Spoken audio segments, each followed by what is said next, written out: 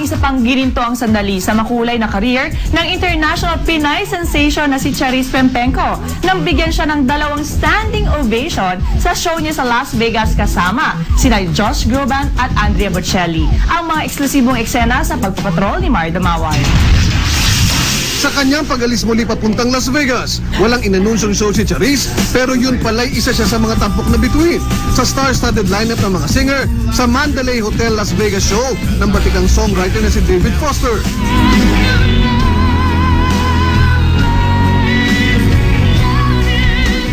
Patapos pa lang ang muling nota ng kanyang kantang I Will Always Love You, umani na si Charis ng standing ovation.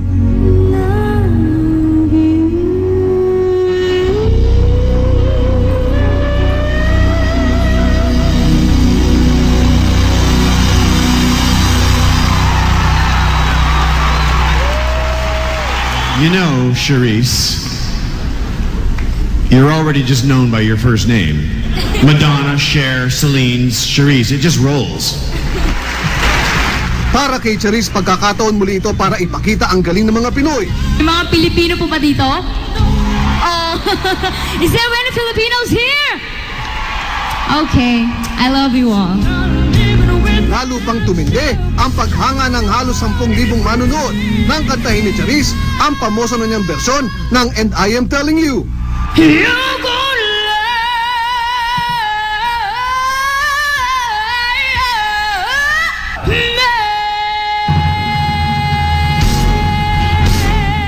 At hindi na rin napigil ni David ang kanyang papuri kay Charis. Oh my gosh, a star is born tonight. Charis!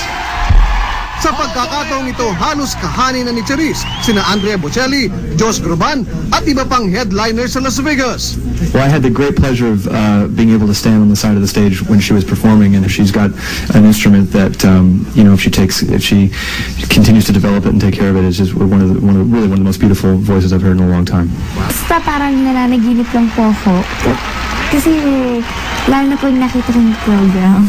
So parang, hello, pinagitnaan ako ng 2 big stars. Michael Bublé, tapos ako po din, Josh Groban. So di ko po in-expect na kasama ko po sila, Alicia Keys. Mga big stars po talaga. Mr. Andrea Bocelli. Na sobrang bait po niya na talagang after po ng performance ko, ikaw congrats niya po ako.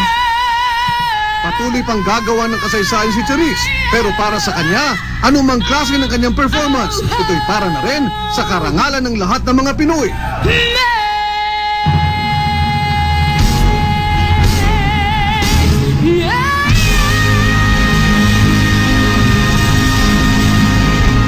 Mario Dumawal, Patrol ng Pilipino.